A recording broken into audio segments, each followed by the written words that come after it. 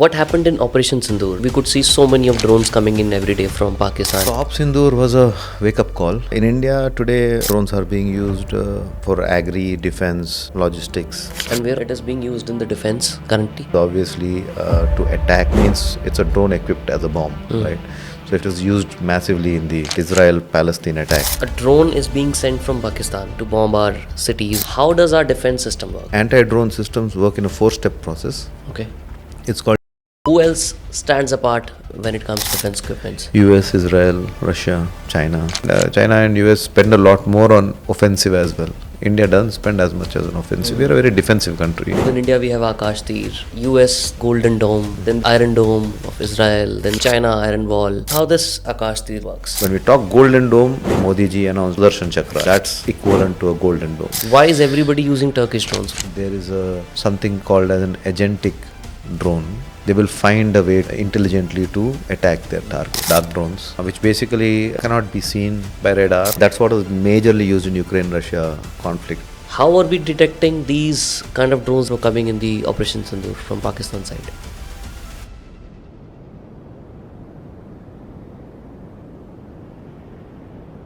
What a drone is, to the audience in a very layman term, what it will be? A drone is a machine which doesn't require, which is unmanned.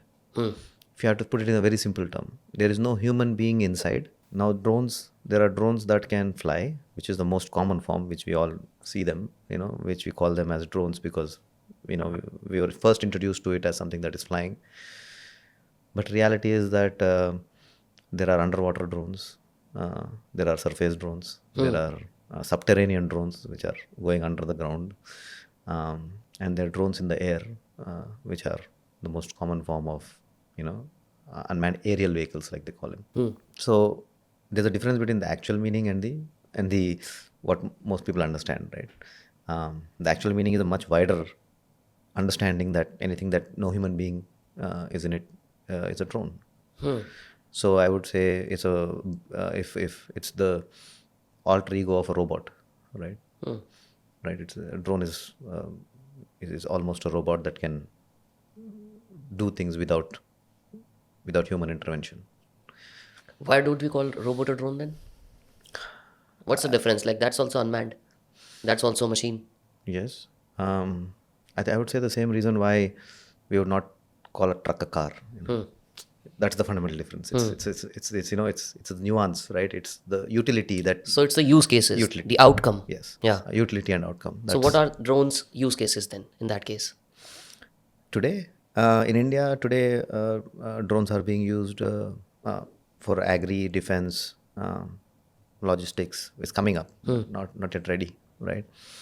But you would not call an autonomous car a drone, but somewhere there is a nuance there, right? So as a definition, that's the understanding. And where all it is being used in the defense currently? For India, we are currently using it. Drones are being used as weapons as well as logistics, right? So in most of the unreachable areas in the mountains where we need to send equipment, supplies, so on and so forth, drones are already being used to survey an area. Surveillance is a major use case. Because we don't get aerial shots so easily, because earlier, if you had to get an aerial shot, you need to hire a pilot, you need to hire a plane, you need to hire a chopper, there's so much cost associated with it that it didn't make sense. But today, you can survey an entire area, not just the surface, but also subterranean area using drones. So surveillance is a huge use case. Logistics, like I said. And the third is obviously to attack using loitering munitions. So that means it's a drone equipped as a bomb, right? So if I want to take out my enemy's, let us say, radar or some equipment of theirs, you would send a drone, and then it was used massively in that Israel-Palestine attack, right? So they used drones to blow up the communication towers before the attack happened. So that's why there was a lag of 3-4 hours before emergency response was there. So people couldn't make calls because you blew up the tower, right? So that's a use case. So people are using drones as, if you see maybe 10 years back, the same thing would be done using a human being. They would still take out the tower, but somebody had to infiltrate. A spy had to go in, he had to go to the tower, place a bomb, and blow it up. But today, and for the spy to go in, there are fences and walls, Right. and various layers of security for a human being. But those layers are not there in the airspace, right? So drones are being majorly used to infiltrate for information, infiltrate for data, infiltrate to place a bomb. So that's a major use case in the defense. So what happened in Operation Sindoor? Like we could see so many of drones coming in every day from Pakistan, and Yeah. explain to a layman like how it works. So Op Sindoor was a wake-up call, I think, for us because let me explain a drone, right? Yeah. A drone basically has two levels of communication. One is it is communicating to a ground station using radio frequency, right? The second is communication to satellites to know its location navigationally, right? So there's a ground communication and navigational communication, right? And the way to stop it was at that time pre-op Sindoor was that we thought we'll jam the communication with the ground station, right? But communication can happen in radio frequency from 600 megahertz to 12 gigahertz. Okay. It's a massive range. But approved channels of communication within the country are about 6 or 7, 2.4 gigahertz. So all your Wi-Fi here works on 2.4 gigahertz. Right. And there's various spot channels on which, so we were expecting them to come in spot channels, right? But they used Turkish drones, which came on 700 megahertz, which was not one of our ISM bands, right? So which is why we were not able to jam. We are not able to jam. So most of the jamming systems failed, but a lot of our missiles and hard kill systems using guns and weapons was how they were able to mitigate most of the drones that were coming in. Okay, let's talk about this. So a drone is being sent from Pakistan to infiltrate and to bomb our cities or the borderlines. Yeah. How does our defense system work? Explain everything, like how we detect the drone, how do we kill it, what is a soft kill, what is a hard kill. Anti-drone systems work in a 4-step process. Okay. It's called DTIM, right? Detect, track, identify, and mitigate. When a drone is coming, you have to detect it first. So detection technologies use radio frequency, passive radio frequency, right, or active radio frequency. A radar is an active radio frequency sensor. You have various electronic warfare or EW systems which are passive. So they're only listening to radio frequency. And if they hear any radio frequency that's communication happening between the drone and ground station, they understand, okay, there's a drone coming, right? Okay. Detection, that's the detection layer. The second layer, you track it. Track it means that I need to know the location of this drone. So typically radar is the best way to track it because you're not depending on radio frequency, but I know radar detects maybe every 1 second to 3 seconds, right? You know the location of the incoming threat because you can map the entire frequency change, where all it is coming, the locations, the coordinates. No, radar, how it works is that it emits a radio frequency and anything that reflects back, it listens. Right. So and then picks the location also. Picks the location based on that. So that's how a radar is able to track the location of an incoming drone. Right? Then comes identification. Now we need to understand what size is this drone. Is it something friendly? I mean, Op Sindoor time, obviously not, because I think everything friendly was grounded, right? Unless we are sending an attack. Right. So you need to identify it, you need to classify it, you need to understand what is the size, because that becomes fundamental in how do I stop this drone? What action do I have to take? Because most of the times what they were doing also is they're sending hundreds of drones so that it will overwhelm our defense systems. So if I launch a missile for a paper drone, then I don't have the missile for when the actual threat comes. Right. So you have to classify it. You have to understand what really is this capacity of this drone. And so how do we do that? I mean, one is understanding the radio frequency of its communication along with the size. Right, the radar gives you a radar cross section like RCS. Right? Okay. So that defines, okay, this is of this size. So second, it's of a certain size, we can understand what is the payload it might carry. Right. So if it's too small, if it's too thin, if it's too paper driven, the radar will be able to give you some level of information. Right. Apart from the radar, you need to understand the sensor from the radio frequency emitter. If you have the electro-optics, then you will also tune cameras towards it and look at it and be like, okay, just like how visually if I could see it as a human being, I'll be able to tell, okay, this is this camera. So you'll use electro-optics to do the same thing. You'll use electro-optics are large distance cameras. They can detect 5 kilometers, 4 kilometers. They can look at it even at night. Even at night. Yeah. Okay.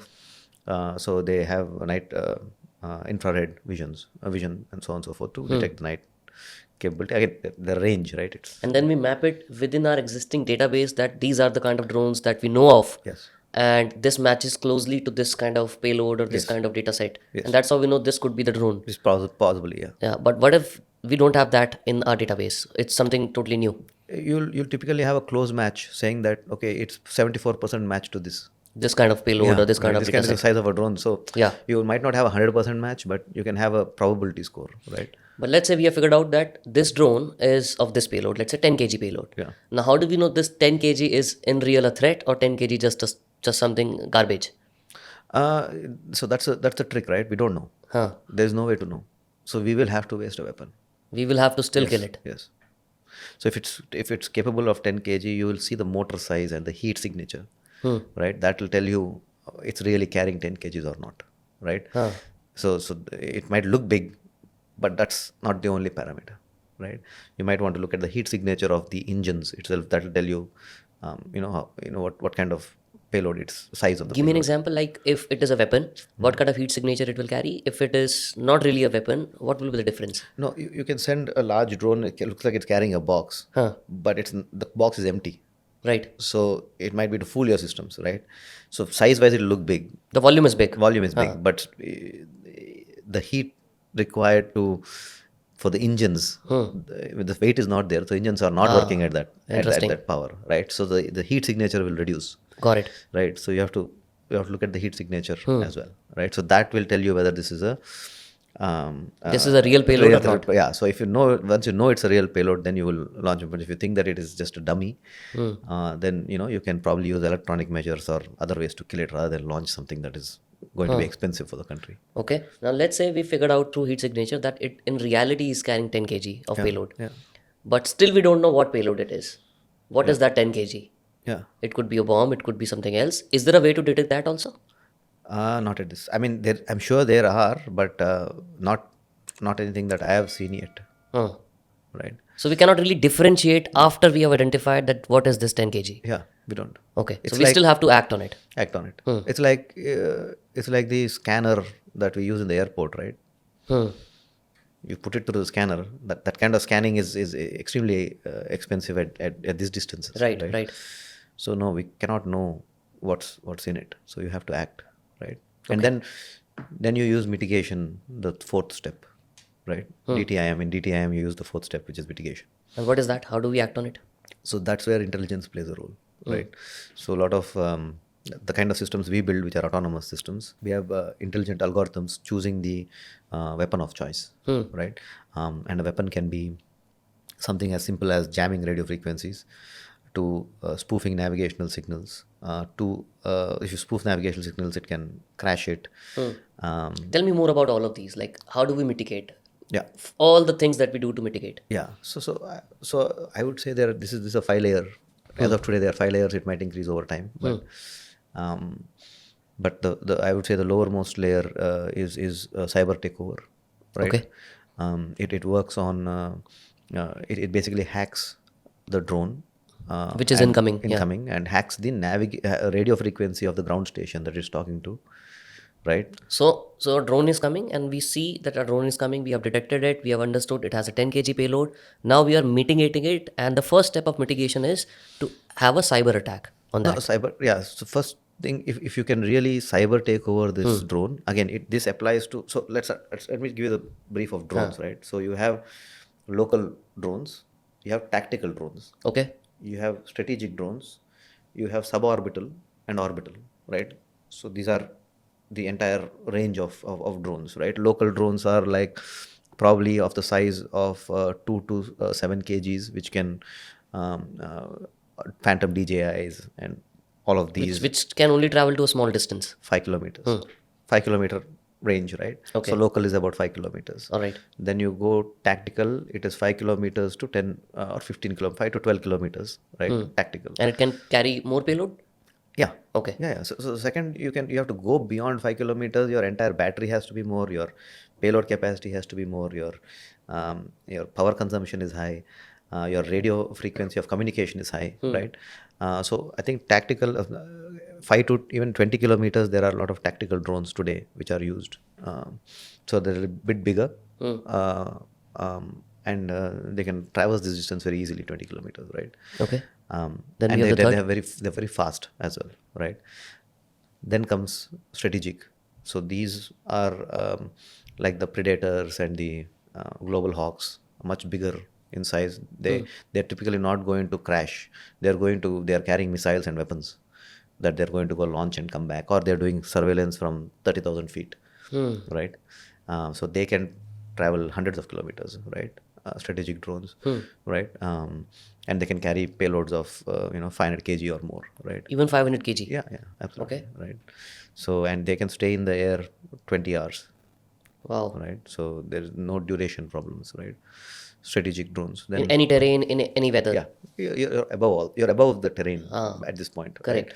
And they're almost like the size of fighter jets. Hmm. Weirdly, that they are not such a big problem for countries like India, because we are already scanning that airspace, because we're already scanning for fighter jets, right? So we will even radar evading ones to whatever level, we will understand that there is something happening. So that range of the strategic drones, Right. and then suborbital and orbital are orbital are literally they are orbiting at a space. Kind of space, and then suborbital are Like a space station sort of thing. subspace, right? Not really space, but in the subspace, where all like Skylink satellites are, right? Which are not as far as the space station, but halfway, I would say.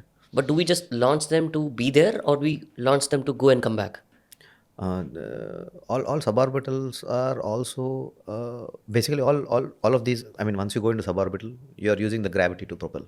Right. So you're not once you launch, You launch. you It's can just stay there. there. They keep correcting themselves a little bit, but otherwise You're not gonna come back. you're orbiting. Yeah. So orbital means you're orbiting the Earth. You're using gravity to propel yourself. You're not using general fuels. And then what is that use case of suborbital and orbital drones?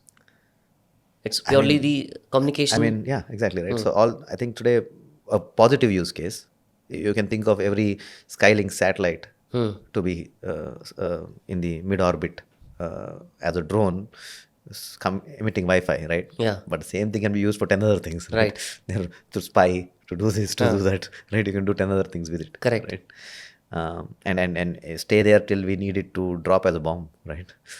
Interesting. So there's no limit to think about it. So if I think about it, I'm like, is every Starlink satellite also have payload to when I need it, right? Interesting. What about Operation Sindoor? What kind of drones were these? They were all tactical. They were all tactical. So 5 to 20 kilometer range. 520-kilometer range. Yeah. These, and then all of these were carrying a payload? I mean, not all of them. They did send a lot of them. Not all of them. They did send a lot of them just to Burden our defense system. yeah, right. So that we waste our ammunition, right?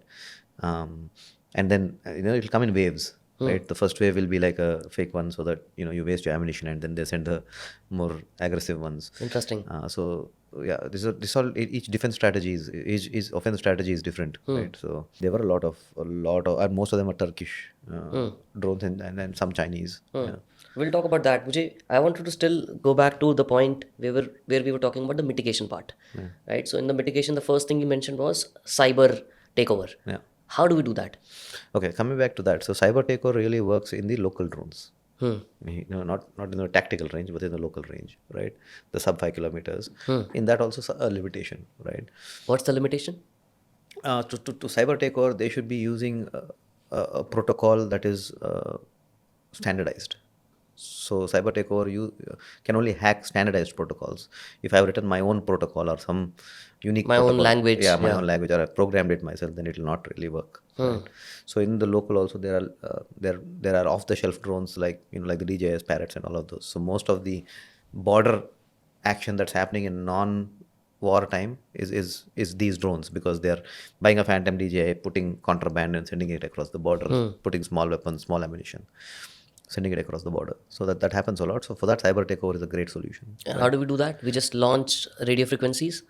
So there's a piece of equipment that detects that analyzes the protocols in a 10-kilometer radius.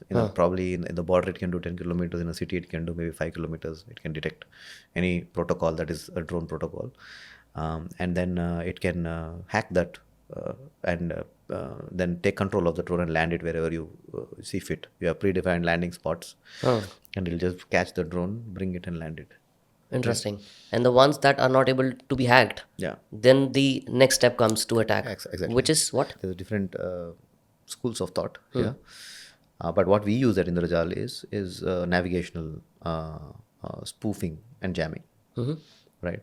So that way, as a second layer of defense, we are able to cut its ability to know its own location, right? And once it doesn't know its own location, then its navigational capability stops, so it stalls, right?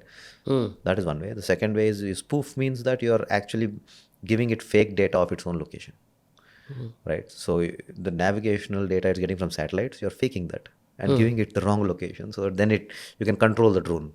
So how is it different from the cyber takeover? Like in the cyber takeover, also you're essentially getting it to your location where you want it to land.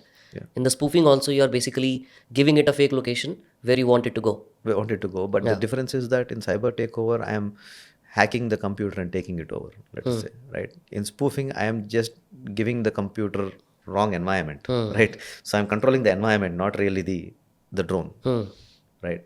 Cyber takeover, I'm controlling the drone. Here, I'm controlling the environment so that the So drone let's say in looks like- cyber takeover, if the drone is carrying a weapon, you can actually deactivate that weapon. In spoofing, you can't do that. Yeah. That's the difference, if I say. Yeah. Once I take over the drone, I can do anything with Yeah, it, right? yeah. But You can even send it back to the base location where it was supposed to come from. Yeah. And maybe activate that weapon over there. yeah, and to another level, we can also see where the controller is. So we know From where the communication is happening. who is flying it, where they're flying it from. So we'll know the location. So in cyber takeover, once you hack it, you can actually send a recovery team to the location of where the controller is, so that we catch the culprit. Right? But If it is within the border. yeah, if it is in the, of course. Yeah.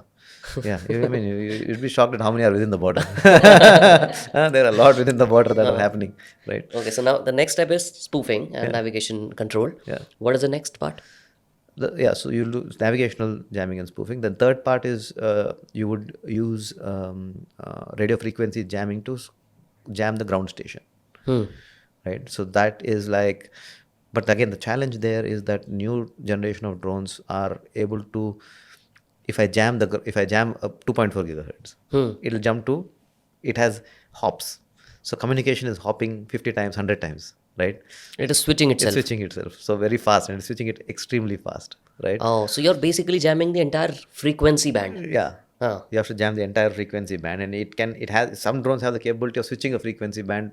So if you're jamming, let's say 600 to 2.4. No, I'm literally everything from 600 to 2.4. If you're jamming, there is also 5.8 and 5.4, right? And the entire range in between. So I think earlier there was these communication devices were never manufactured as much, but now it's becoming a mainstream because of drones. Because like we want to attack our enemy as well, right? We ourselves are manufacturing frequency hopping drones, right? So then those drones I mean, jamming to some level works, but there is still a lot of gaps, right? There's a third layer, right? But if anybody is using video feeds or first person view drones, as I don't know whether you know that category, there's a first person view. That means that you're seeing it as a first person. So whatever the drone is seeing, I'm able to see sitting from the place, wherever, and I'm controlling it, right? So that way it's not using navigational signals. Got it. Right, I don't need. So it's a GPS. human control. It's a human control. So if I jam that, then the human control stops. Right. So that's the third layer. Okay. Right, and but that also jams our internal communication also, right? Yes. Because we cannot use that band now. Yes. So we also have to use something else. Yes. Okay. Yeah. That's a problem for us as well if you're jamming that. Yeah. If you're jamming, then it has a even navigational jamming, this jamming, everything. So if you navigationally jam this area, you can't use Swiggy and Uber. Correct. So you'll not be able to know your own. Even the phones will not be able to know their own location. Exactly. Right. Yeah. So everything stops. Right. And then what's the next step? After radio frequency jamming, because now there are some set of drones which use an optic fiber cable, right? So they are using front person view, and they have an optic fiber. They have a 10-kilometer optic fiber. They have a cable attached to it. Wow. So there's a 10-kilometer cable that, and that's what was majorly used in Ukraine-Russia conflicts, because once you have a cable, I'm not emitting any frequency. Correct. Right? So when I don't emit any frequency, radio jamming or navigation is not going to help. So for these drones, we need to launch an interceptor, right? How does that work? We also launch a drone. Okay. Radar can detect it, right? Even though my passive RF systems cannot detect it, but radar can detect it. So radar can detect that, because radar it doesn't care whether you're emitting radio frequency or not, right? Even if it's a bird that's flying in this area, the radar will detect it. So then we have algorithms to understand whether it's a bird or a drone, right, based on its movements. Right? Oh, okay. So radar can detect it, but I have to launch a countermeasure, right? I have to launch something, because I cannot do electronic warfare, because these are hard systems, right? There's a wire, and it's using a first person view capability, humanly driven. So then you need to have interceptor. So we also launch a drone which will go and kinetic hit it. So that's the only Direct interesting- 1-to-1 hit. one-to-one hit. Yeah. Interesting. Yeah. And when you say soft kill versus hard kill, these soft kill is the first three steps essentially. Yes. Navigation spoofing, cyber takeover. These are all the soft kills. Yes. The hard kills are the kinetic kills. Yeah, Like you kinetic- literally attack that particular drone or object. Yes. So kinetic interceptor is one form of hard kill, right? Then there are various other forms, right? Which are? We have laser, which I mean, today the technology is not yet reached a level of maturity. I think laser, but it might work on larger drones, but for smaller drones, because laser has to.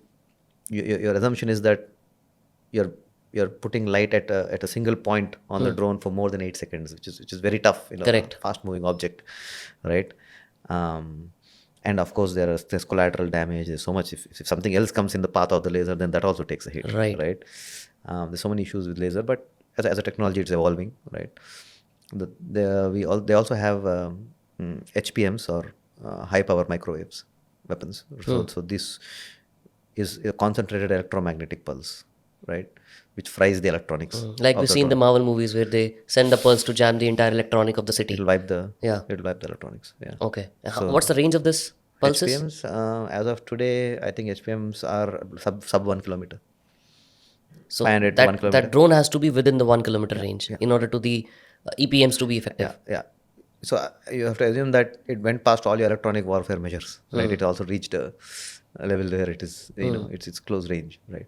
Yeah, so it's within the area of attack. Correct. Assumingly it is going to attack here, let's say. Yeah. So we can only map it if it is going to attack here, and then we have a 1 kilometer radius of the HPM to control it.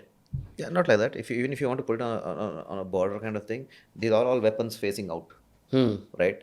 So if I'm not able to mitigate it for 4 kilometers or 3 kilometers out, the second it comes to the 1 kilometer range, you wipe it with hard weapons. Got it. Interesting. Now tell me, how does the defense, I'll first of all talk about, you mentioned Chinese drones, Turkish drones. Which country has the best drone? The best is a open statement, right? Huh. And I think most of these countries will not reveal what they really have. Just like we don't, right? What's in the public domain is not what they really have, right? So it is true. It is true, of course, it's true, right?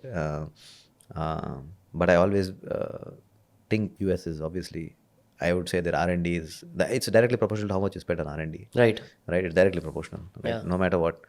So I I would have say the data. US spent almost 3.5% of GDP on military expenditures. yeah. So Even Israel spends around 8.5%. Yeah. Russia spends around 7%. yeah. No, so defense percentage is not a measure, because you might spend 7%, but how much of that are you spending on R&D is important, right? We spend 27% on pensions, Correct. right? So and we spend a lot on our defense equipment itself. On R&D, there is a limitation, I would say, in India, which is growing now. Plus, So we procure majority of Yeah. the equipments used to, used to. yeah. But now there's definitely a very, very strong push towards Atmanirbhar. It is still, but it's not still there, right? We still import majority of the fighter planes, fighter jets, which eats up a lot of our budget. So there are two sides to this, right? There's something called IC, or indigenous content, and something called IDDM, which is Indian design and development, right? To reach IDDM, it's obviously a lot tougher, because you have to own the IP. But IC content means that you don't have to own the IP. The IP might be from X country or Y country, but you're just manufacturing it here, because IC content If IC is there, then at least you know that at a wartime you will not be stifled by that country. Right. You have the They manufacturing don't have plant in the kill switch. yeah, Yeah. right. So you're manufacturing here, and you're able to manufacture irrespective of their this thing, right? IDDM is the next step. IDDM is like when you're actually honing the IP and designing it here. So we have IDDM capability in the platforms and various some of the sensors and the interceptors and all of that we develop ourselves, which we own the IP for. But we also work with a lot of national and international partners for some of the sensors and that we deploy. It is a tight balance between capability, manufacturing, and owning IP. Right? You have to balance that. If you say that only I want to own IP for everything, then we'll be substandard in capability, right? If you want to say that no, I want to do everything, I want to be capable of everything, then we'll be substandard in manufacturing. So it's a balance. It's a balance between capability, indigenous manufacturing, and indigenous design and development. So US spends a lot more money in research and development. Yeah, for sure. That's the reason they have better, Yeah. defense equipment. Yes. Who else stands apart when it comes to drones or defense equipments? US, Israel, Russia, right? China. China is, China has manufacturing might, right? And it is, I would say today, China is up there, right? With the US and Israel in its manufacturing capacity and indigenous AI capacity and. But it's very difficult to understand. Like China used to be someone who just is very good in copying. You also said it in the beginning. Copying something versus researching something is very different thought process, right? How did they become from just copying something to very good in research and development, or are they still copying? They're still copying. Huh. They're still copying, I think. If they are able to copy, why can't we? I think we are like, why copy when we can purchase? Right? So we are having our own indigenous programs that we are. Today there's a lot of push towards indigenous design and development by the government. But bottom line is that this takes a few years before it can mature, right? Today there is a lot of push and ecosystems are pushing, but it takes time. And the same thing China started maybe 15 years back, right? Or 20 years back, right? And that's what got them where they are today. So we will get there. In the meantime, we still have to protect our borders, so we will do what is necessary, right? Okay, let's just compare the few top drones that you personally feel like they're really good in capabilities. US, you said, Russia, China, Israel, Turkey, all of these are good drones, right? What do they have different from each other? Or are essentially everything is more or less same? No. They have specific use cases, right? Again, it comes on capability standpoint, right? US is interesting because they will have a substantially large innovation cell, right? So there, I'm assuming, I've seen underwater drones and subterranean drones and things that we haven't even thought of yet being developed by the US 5 years back, right? And they have it now. I don't know, but it's, you only see bits and pieces, but you see the programs that they're running, right? You don't see the device, but you see the programs that they're running, the challenges they're putting out there, and then who's responding to them and what they're developing, right? So they're developing submarine capability, right? For this called a Stingray program, which is a submarine surveillance drone that can probably cover half the oceans, right? So you're talking some serious capability. So the thinking is at a different stage now, and their spending is also there, right? I'm sure China is doing the same thing, copying them. So whatever US and everyone else has, China may have. I'm sure they're copying it, right? So and they are very, you have to understand, China and US spend a lot more on offensive as well. India doesn't spend as much as an offensive. We're a very defensive country. Like, we like to defend our borders. We're not really looking at attacking other countries, right? That's not our spend usually. What about Russia? Russia is a completely different beast by itself. So it has its own entire drone ecosystem, but they are not innovate. They're muzzle, right? Then it's not about innovation. It's like, I have enough muzzle to play, right? So I would say Russia is about muzzle. So you'll have 100 of the same drones, right, sitting and all large and big and carrying enough weapons to thwart something, but it's not like. And the recent attack against Russia, right? So Ukraine is a.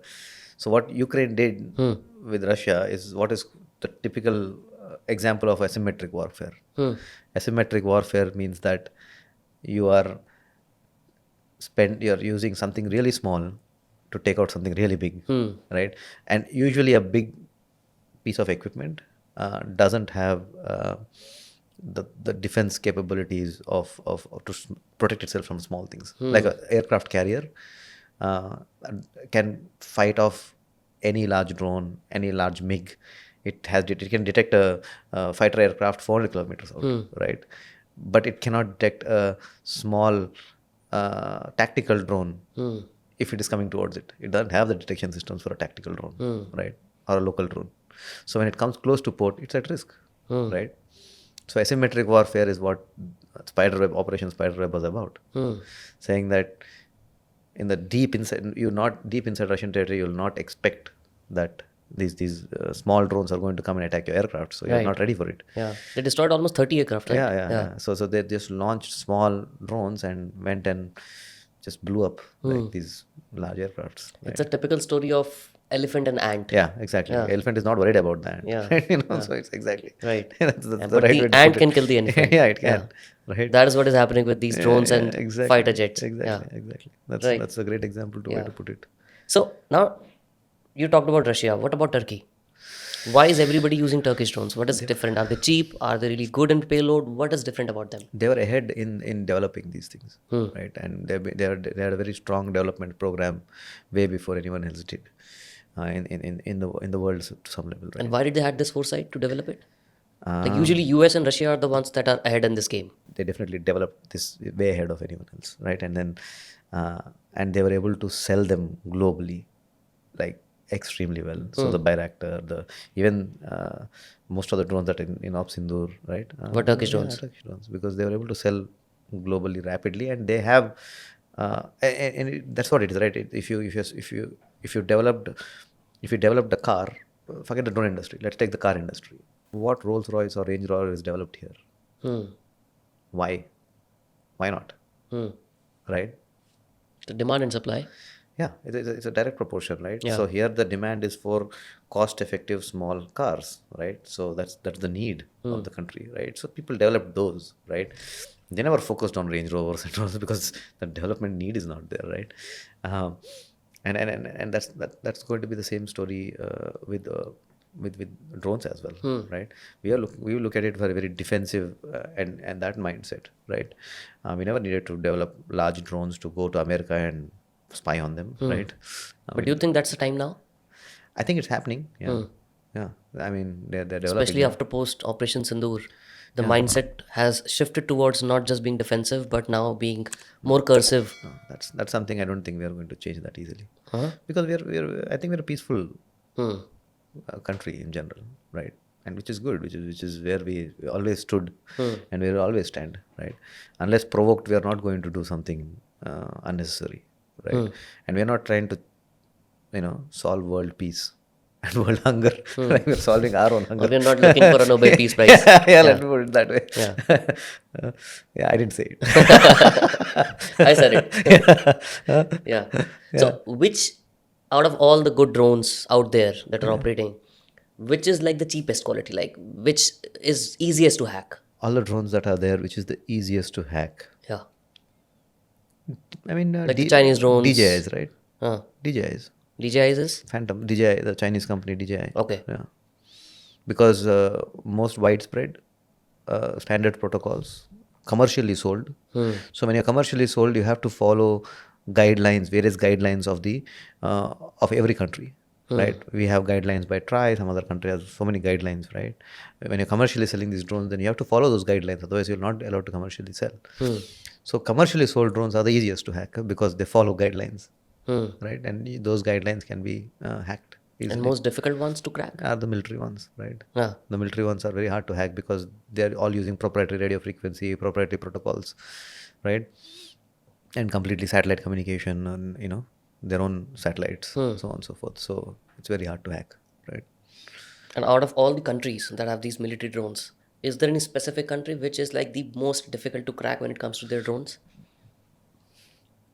Like let's say US drones are the most hardest to act on or to defend itself from, or Russia maybe, or Israel maybe. What do you think is the one? Like I said, it's not the country, Huh. it's the technology. Like I said, if you're trying to stop a optic fiber in this drone, right, then it's literally, Yeah, you can't stop it, right? You have to intercept it, correct. right? Yeah, so any radio frequency is susceptible to a hack or some sort of a challenge. You can stop it somehow, right? The levels of death, but you can, right, technically, right? So there's not really that much gap between the countries, I would say, in this space. Yeah. Interesting. I really want to know the entire defense layer. For example, in India, we have Akashteer. US, there is this thought of Golden Dome. Then we have this Iron Dome of Israel. Then we have this China Iron Wall. Explain to me like how this entire defense Akashteer layer works. Okay, I think Akash. And you have similar thing like in Indrajaal infra, right? Can you compare it with that, or like it's not really that level? No, it's not. I'll talk about why we have separate product lines in a minute. But to answer the first question, saying that, let's take Iron Dome, the Israeli Iron Dome, right? Iron Dome is a missile deterrent. It's an air defensive system focused on missile deterrence, right? So in missile space, there's no such thing as a friendly missile, right? So missiles coming, it's something that you have to, and there's a certain size that it has. There's a certain size, there's a certain portfolio that you can map it to, right?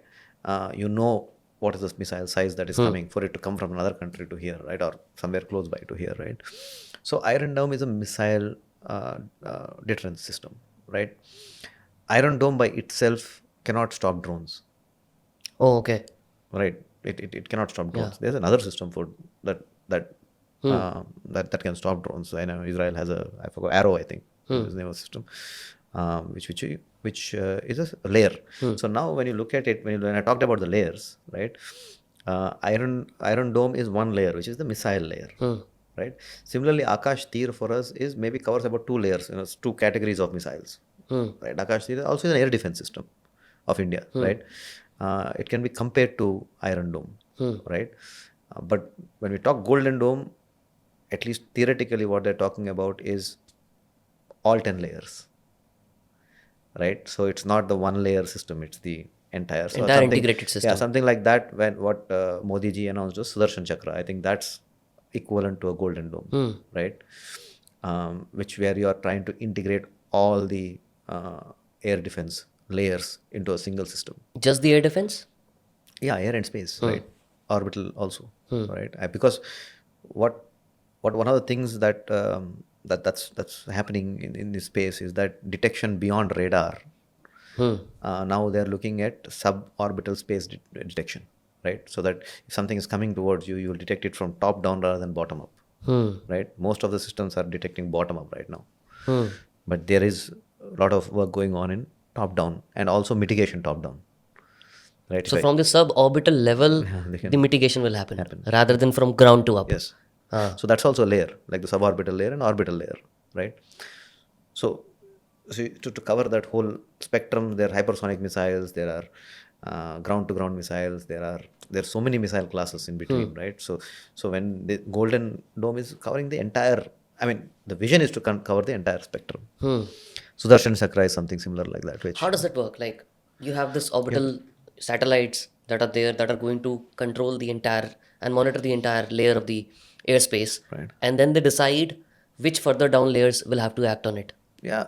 So each of these subsystems will have to be integrated to a larger picture, right? Theaterization, like they call it air theaterization, right? So each of these subsystem layers will have to integrate to a larger, bigger system, which is probably AI enabled, right? That can detect and do DTIM in seconds. Yeah. Right. Not just seconds, even microseconds. Yeah. So, and the latency has to be such crazy. You cannot have latency. So this also, it is I would say, is a multi-decade project, right? It's not Even Golden Dome is a multi-decade project. It is not something. Iron Dome is already there. But Iron Dome is only for the missile, as you Missiles, said. yeah, Yeah. yeah. And Akashteer is also for the missiles. Missiles, yeah, Yeah. yeah. So anything which is incoming in the missile form Yeah. can be detected by Akashteer. Yeah, yeah. And how does And Akashteer today, work? drones are also reaching that kind of speeds. There are drones that are reaching 300 kilometers per hour, 400 kilometers per hour, right? So the difference between a missile and a drone would essentially be speed. No, the difference is that maneuverability, Hmm. right? Drone is a lot more intelligent. It Right. can change its location. Yeah, so you asked me like, what path. are the drones that I would worry about? Yeah. Right. The top drones. Right. So there is a something called as an agentic drone. Have you heard of agentic AI? Yeah, of course. I built a company around it. Around it, is it? I have a tech company. So agentic drones Yeah. are goal-oriented drones, right? They are completely cut off from communication and navigation, but they're goal-oriented. So they will find a way to intelligently to attack their target. The deterministic nature of theirs. Correct. Right. So agentic drones are extremely dangerous because they're not dependent on the ground station. They're not dependent on, and they will use intelligence against whatever you might throw at them. Right. So it's extremely tough to stop them, even with interceptors. Yeah. Right. So for the normal audience to understand, a normal drone would be like that. These are the coordinates where you have to reach. This is the path you have to take. Yes. Versus an agentic drone would be like, this is your goal that you have to achieve. Yes. How you do it, it's up to you. Yeah. I mean, for maybe the audience to understand. Yeah. An agentic drone is just given a goal, and it is using chat GPT continuously to change its Evaluate, change reevaluate. its path, Yeah. right? And figure out a way Yeah. to get to that goal, right? And you might, It's throw like the things- Jarvis that we have in there's Iron Man, right? intelligence. There's a higher intelligence inside, right? Yeah. Which is able to Continuously take talking to decisions. you. Yeah. So I think AI is the fundamental differentiating factor. And and today most of those kind of drones are still operator controlled. So operator will replace by an agent, an AI agent. Yeah. Right. So the second you replace the operator with the AI agent, that is also residing in the drone itself, then it becomes extremely tough to stop the drone. That is one. The second one is swarm drones. Swarm drones are extremely tough because they're intelligent. They're coming in a group, right? So Just how the many? way it How happened many? in Operation Sindoor. Yeah. Operation Sindoor was still level 1 swarm drones, right? It's not really swarm, it's a wave of drones, right? Swarm is the difference between a wave and a swarm is that swarm are talking to each other, Oh, right? A wave are all talking to the ground station. got it. They are not talking to each other, right? A swarm is talking to each other. So second you attack one drone a certain way, others know that this is coming, right? Yeah. So there is a level of communication inside that it will react like a school of fish. Yeah. They Just the see a way we shark. see, these light shows. These are swarm drones. These are swarm drones. Got it. Because they're communicating with each other that my word is here, I have to be here, all of those things. Like you see all of these drone shows. Yeah. They are swarm drones. Yeah, I would say they're a swarm. Again, in swarm also there's level 1 to level 5 autonomy, right? So these are all level 1. Maybe they're talking to each other to maintain distance, but they're not talking to each other about what to do, what light to show, right? That's still coming from the ground station. Got it. And other things. So swarms are extremely dangerous, and I think that's upcoming challenge. So agentic swarm, and then dark drones, as they call it. There's another category called dark drones, which basically cannot be seen by radar or radio communication or navigational, right? They're hence the name, right? So they're not emitting any radio frequency. And so how are they maintaining their communication? With no, they're not maintaining. They're already reasonably pre-programmed with inertial navigation systems, and so that you're not even navigational dependent. It's all pre-programmed, right? And then So it has already been inbuilt which path you have to take. You have to move 100 meter in this direction, right? 100 meter, it's looking at the ground signature, right? So in the ground you'll have a signature, right? And it's following that ground signature, like you're looking at a path on the ground. But it's still capturing something, maybe in the visual form. Only visual form. Only right? visual form. So there's no emission. Yeah. And it's radar evading as well, right? The materials it's built with, right? So yeah, so how do you really stop that, right? It's extremely tough. I'm not detecting it, and it's too late by the time I detected it, right? Yeah. And it's already in your territory. In your territory, yeah. Yeah. So that's the only hard kill last step which we have to take at that time. Maybe even Not- by I the can't, gun. I can't detect it. Radar is not detecting it. Yeah. So I don't know that it's coming. So how do we stop it then? That's the challenge. So maybe Are we ready? I mean, in that maybe arena? that is where looking at it from the top down will help, and that's where I think suborbital Right, systems interesting. will work. Because radar always looks, if a drone is like this, radar is looking at it like this. So if it is very thin and small, the radar will miss it. Yeah. But when you look like that, you might see it. Right. Right. So yeah. So we were also talking about the difference between a missile and a drone, right? You talked about maneuverability. You explained all these kind of categories of drone, and you said Akashteer can actually detect the missiles. Missiles. Yeah. So it cannot detect drones. Yeah, as of today, no. What is it that it makes or it will take to detect and start detecting drones? It has to. I mean, the systems have to be upgraded. Sensors have to be upgraded, right? To yeah. Again, I can't say that they can't detect any drone. Yeah. They can't detect the smaller drones. They will be able to detect something of a 10-meter cross section, right? Yeah. They will be able to meet, or even a 2-3 meter cross section. They'll be able to detect, right? But we're talking about 0.1 meter square cross section, right? So again, it's not. I can't say a blanket statement of detection. But it has been always designed for missile deterrence, right? So you'll have to upgrade the sensors and weapons to match drone threats. And I think drones. So Akashteer, again, you might look at large areas, right? For Akashteer, because missile you're detecting it like 100 kilometers out, right? But it doesn't solve the local problem. What if I come right beside your base, fly and come in and hit? Akashteer can't stop it, Correct. right? So what all are the layers in that case? Like Akashteer can only be for missiles for now, and few drones also. Yeah. Certain cross section areas. Strategic space. Yeah, strategic space. How are we detecting these kind of drones that were coming in the Operation Sindoor from Pakistan side? Radars. Radars.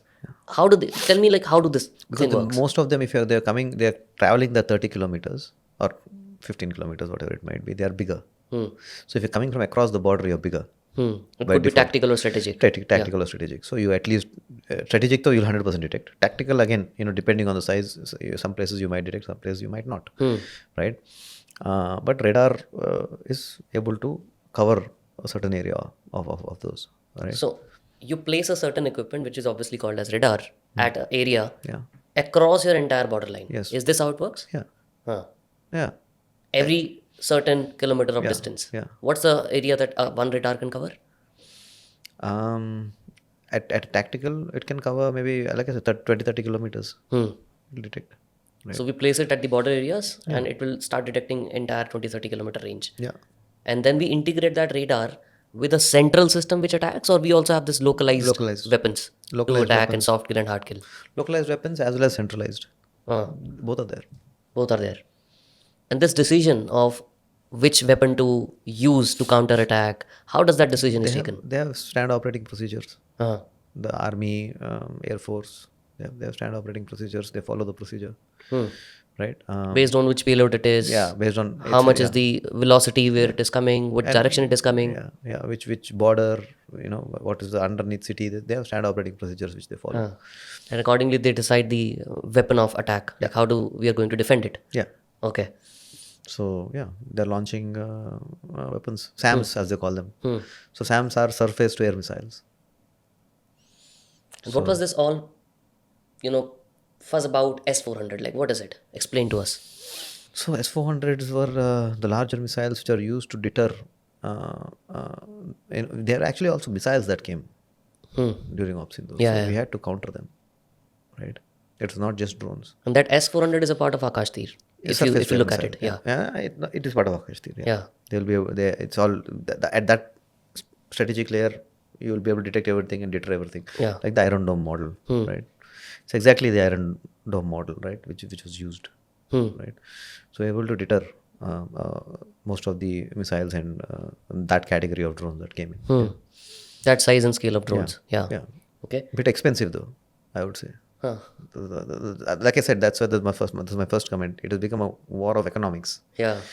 Earlier, it was not as simple because I would send a human being in the plane. So if I had to send 10 planes, I need 10 courageous human beings. Correct. Right? Today, I don't.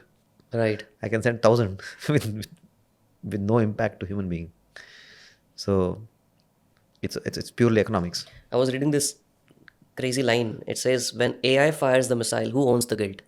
Yeah, yeah, it's a tough So one. this is where we are heading, right? Yeah, yeah, They are also sending unmanned vehicles and drones. We are also sending unmanned vehicles and drones. yeah. Everybody is attacking each other through all those layers of defense, all those layers of AI-based agent attacks. Yes. So, what kind of fight is this? AI versus AI fight. Who is winning? Well, it depends. You know, depends on every conflict. Huh. But it is an AI versus AI war that's coming, right? I think, right? I mean, not as quickly as in the next few years, but Eventually, down the line. down the line, Yeah. right? Yeah. Okay, explain to me how essentially the border areas or coastal lines defense system work. Yeah. So there are two different segments, right? There is the national defense, which is by the military, Yeah. three military forces. Then there is paramilitary, like border security force and various other forces that are protecting homeland from any kind of internal attacks, right? As well as border areas from peacetime attacks, right? So military comes into place only during a wartime scenario, right? Border security force is in charge of ensuring, let's say, for example, that no weapons, no contraband, no illegal immigration has to happen. So all of that is continuously happening today. So I mean, this is like a 4-5 years back. There's a drone that was carrying human beings across. Wow, really? Yeah, yeah, yeah. This is 5 years back. In India? Across India-Pakistan border. Wow. Yeah. So I mean, it was on NDTV, I think, they showed it, right? So there's a drone where Lakshya Taiba, there's a guy holding it, carrying from that side, coming in and dropping it here in a lake. That's crazy. Yeah. So what's stopping you? Hmm. Right. So when it comes to homeland security, here is the important. I always ask this question to I'm like, do you think embassies are safe? Hmm. Do you think airports and all these things are? I mean, when you walk into an airport, right? There's a substantial amount of check that happens, so that there is no weapons and all these things, right? But you can as easily drop a handgun, right, with a drone, and I see that happening in the border all the time, Pakistan. So we did some joint operations, which I can't reveal with whom, a couple of months back on the border, in the western border. In 6 days, we were able to capture 12 kgs of from 26 drones, 12 kgs of heroin and 4 handguns 4 handguns in even. 6 days in one location. So imagine what is happening in the border. There's a substantial peacetime activity that is happening, because how I mean, earlier we built walls and fences, right? Now that's not going to stop anyone from coming in. What kind of system was it? How was it working? There's no system. It's a very simple. You buy a Phantom DJI, you wrap this thing around it and send it. That's No, it. no, that is what they did. But what about us? Like, how did we defend we it? were defending Or when we capturing? did this. It was mostly cyber takeover and spoofing systems, right? Yeah. Which product of yours comes into that category? So I would say the Ranger. The Ranger, Yeah. which does the cyber spoofing. Yeah. So coming back to the product lines, right? Each is a specific use case, right? When we go to airports, we cannot deploy anything beyond cyber takeover, And why is that? because you cannot disturb the existing radio frequency, because all the planes are dependent on it, right? If you jam or spoof something, then it will have an impact on the aircrafts. Correct. Right? So you cannot disturb the ambient RF, right? So only cyber takeover is a pointed attack or a hacking system that can stop the drone, right? Yeah. So What if there is a drone which cannot be hacked? In that case, you have to take the risk. At least at this, you are 36% safe. There's no 100%. Nowhere in the world. Nowhere in the world there's 100%. so all the major airports in India, perhaps, or even all the airports, have this capability of doing cyber, takeovers of drones. Not yet, Not yet. Okay. right? Yeah, we're working right towards that, but not yet. So Yeah. Again, So that's your 36 ranger. I think this is the fundamental problem. You cannot go from 0 to 100, Yeah, right? 36% is still a good step, correct. right? And if you look at other country, if you look at oil and gas refineries or nuclear power plants, right? It's like this should be a no-brainer, right? Yeah, yeah, It's a nuclear power plant, yeah, right? And that's what is happening in all the wars. They're attacking your critical infrastructure. So if you look at Russia, yeah, Ukraine is attacking their critical infrastructure. They're not attacking their people and the towns and cities. Just attack the critical infrastructure, yeah. right? Because that will stall the country. Even we did that with Kirana Hills, yeah, So where so we did the attack on yeah. their nuclear communication command center. Yeah, So that's the risk. yeah. Yeah, and I think we have good protection layers at overall, right? The Akashteer. Yeah, Yeah. Akashteer and other things. We have good protection layers, but So there's still, Akashteer is covering the entire India region. yeah. And how does it work? Like we deployed different S-400 systems. Oh no, I mean, there'll be a substantial range of systems, right? It's not. I can't pinpoint saying that it is going to be this way, but it's a distributed, networked system. And it is coming from the top. Like I heard from General Bakshi that it is these are 12 constellation satellites Navik, and they are the ones which are giving information to Akashteer system. Yeah. And then from there we are picking up which is an attack missile coming from which direction, which area, and then that's how we're deciding which system to act on. Yeah. Is this how it works? Yeah, it is. It's literally localized first. The local operator has their own power to mitigate. Right? Okay. What is local to global? Like as in, local has the power to stop their own incursion, Okay. and then when global needs, it will supply to the larger area, right? So that way, local is empowered. So like a city is empowered Yeah, to take an a act border on it. or a border, right? Yeah, A certain border is already empowered by its own Localized armed system. forces, because army bases are there and every along the border, right? I'm sure they have systems that are utilized for this. Yeah. So how is it securing a airport versus securing a oil and gas facility or a nuclear power plant? What challenges are there in both the areas? They're protected from strategic drones and tactical, maybe some level, but localized threats are still a problem. Did that make sense? Right? Localized, like Spiderweb is a localized hit. Yeah. Operation Yeah, Spiderweb. someone was there within the area. I mean, they're already in the country. Correct, right? correct. Right. They smuggled the drones and then they attacked it from within. Correct, Yeah. correct. So that's the threat. Asymmetric warfare. Right. So asymmetric warfare is where the specialization is required. Right. So that's what we do a lot more than looking at strategic and Tactical. Yeah. Yeah. And how do you do it? Which product of yours All of correlates? them are for that size of drones, but for different use cases. Right. For example, Ranger is for border areas because you have to keep moving. The border is too big. Right. It's a vehicle.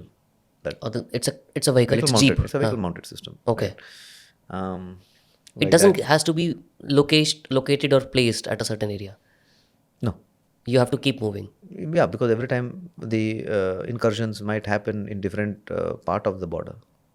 Right. They're not always in the same place because the other side is also moving. Yeah. So Ranger is a vehicle. That's hence the vehicle mounted system for that.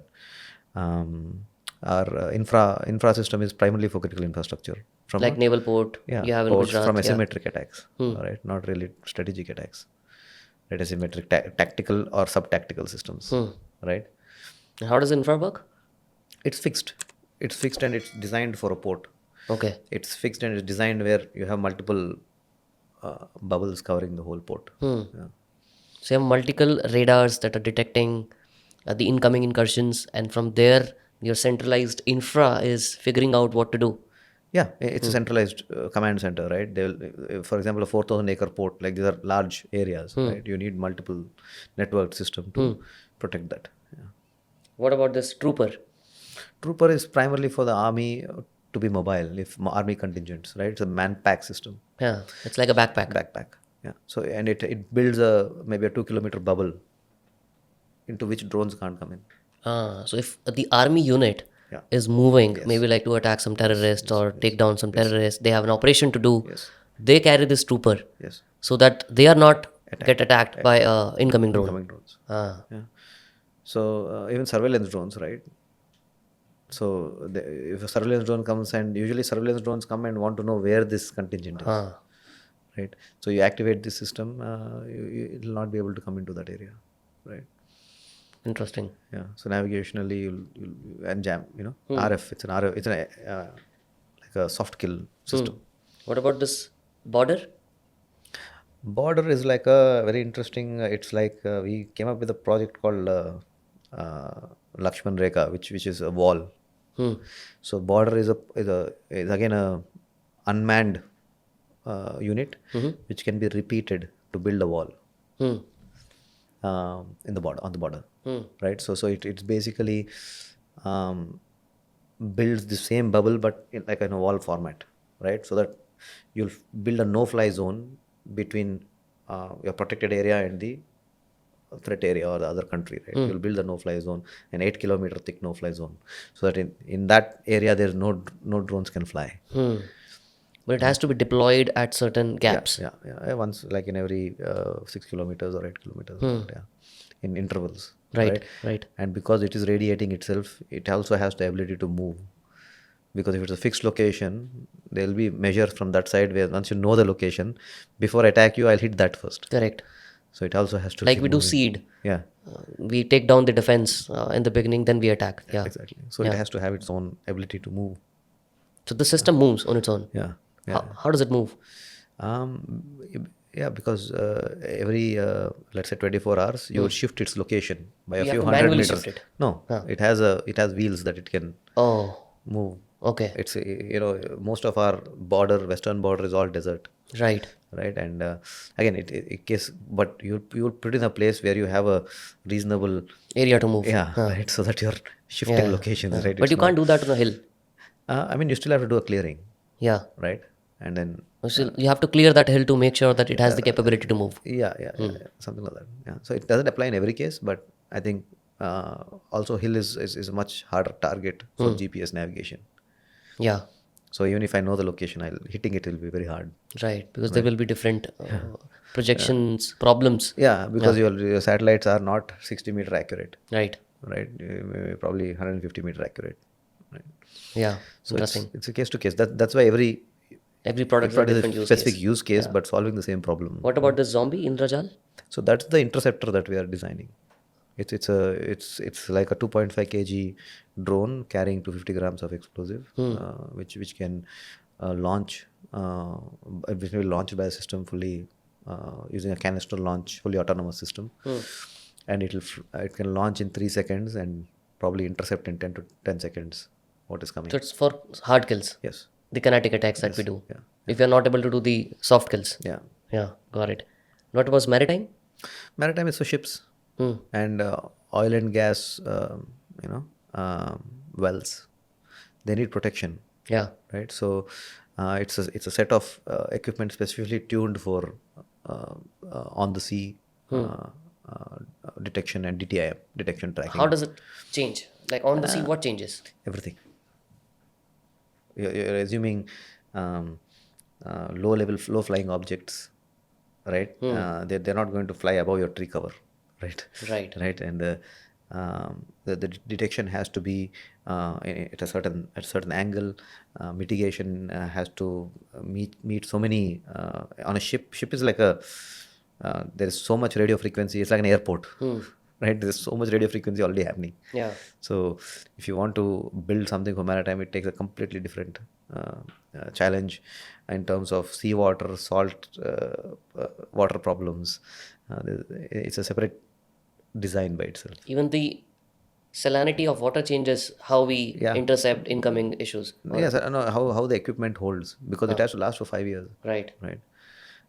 So and But it is not directly getting into the water, or is it? no, but there will be every day there is wear and tear. And they have to be certified by various bodies to do that. Yeah, each of them is heavily regulated, right? What about this repulsor? That is our proprietary soft kill system, which we have developed an algorithm which can crash a drone using navigational spoofing. So navigational spoofing means that you can fake it, but after you fake it, what do you do? Right? So we have designed an algorithm that can actually fake it to a point where the drone will crash. Ah. Right? So we can on crash. More like a DDoS attack that you do on websites. Correct. In a way. Correct. Yeah. Right? So you're able to not just take over control, but you're able to crash. Right? But that's a fundamental problem. Right? Taking over control, even navigationally saying that, okay, you're here, but I'm sending a location here, so I can redirect the drone and maybe it'll still keep flying. But making it crash is very tough. Right? So that's something that we had developed, as part of our IP to make it crash. Also, there was an assassination of an Iranian major general. A long time back. Yeah, long time back, and since then it also became a part of VIP security. Yeah. Like, because VIPs move every day, all of our top officials move every day, just like the army contingent you were referring to, that they needed a system to protect themselves.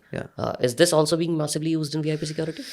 Yes, there are a lot of these systems deployed for VIP security, right? But I'm not. But there's still limitations. Like I said, the drones are evolving way too fast. Right? I think whatever has been bought last year doesn't apply today.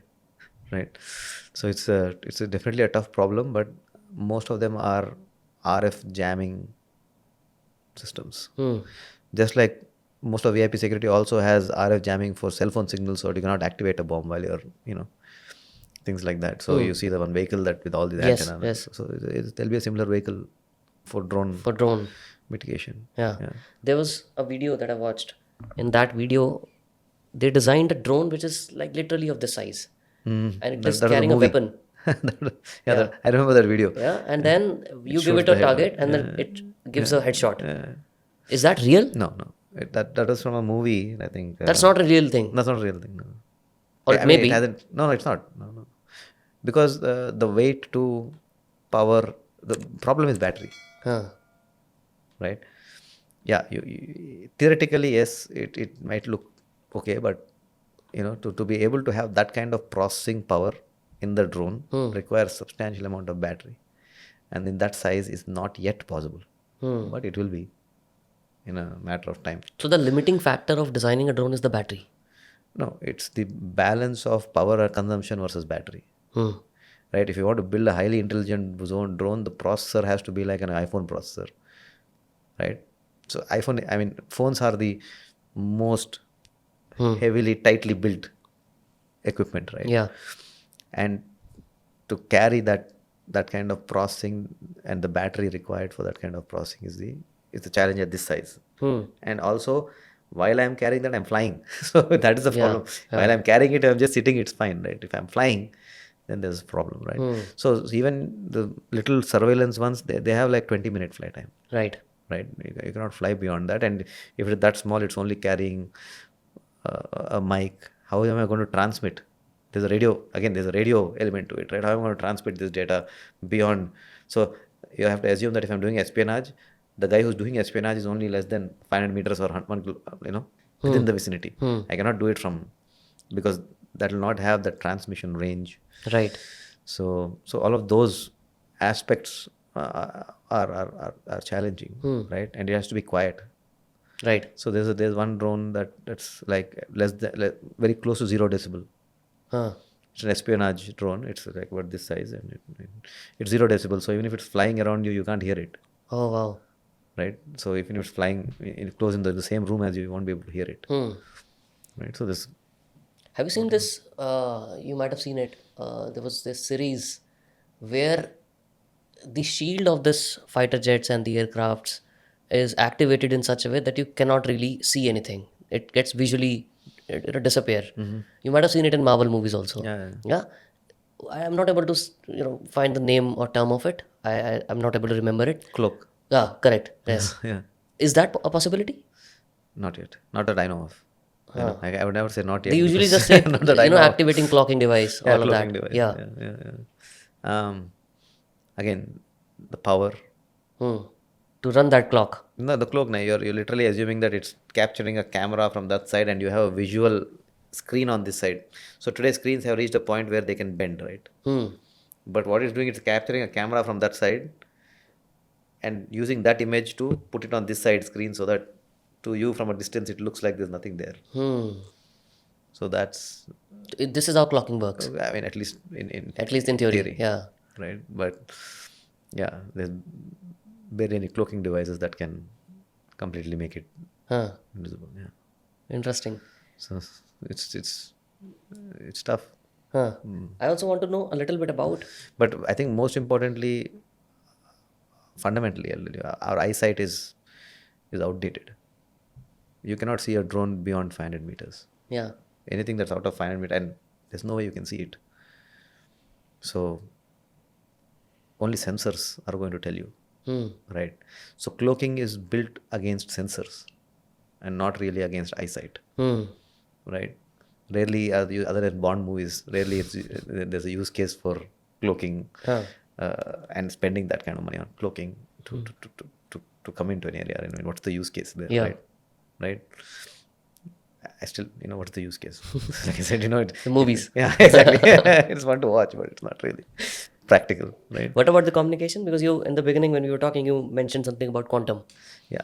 So how does that change the equation of communication? So today, because we jam a certain area, we actually have laser communication built into our system in Indrajaal's capability, right? So laser communication is light based. So I don't need RF at that point, right? So if I'm jamming all the RF, then my systems can still communicate using laser. But next step would be quantum, right? But it's still in very nascent stages, right? Quantum communication cost, it's obviously prohibitive, right? What it can do, but Quantum. So laser is. So laser is that if you have a 2 points and light is going from here to here, and that is sending data, right? So it's light based, and quantum. There is no distance. Like even light has distance limitation. You can do 2 kilometers or something, more depending on after that starts depending bending. on the transceiver, bending, weather, so many other conditions, right? But quantum communication is fundamentally going to change communication because you're using almost physics to transmit data, right? So you're using quantum physics to transmit data. That means you're splitting a photon and making it into two, which are these two photons are intertwined in ways. If anything that happens to one photon, it reflects on the second one. And for example, if I make this photon smaller, this will also become larger, right? So you can measure that, and that's how they're able to transmit data. And these two photons can be, quite any distance away in the world, right? But they will have that same effect. It need not have distance. So most of the phones today, if you put it in a Faraday cage, they will not be able to transmit or receive anything. So you put them in that packet, or you put them in that in the cage.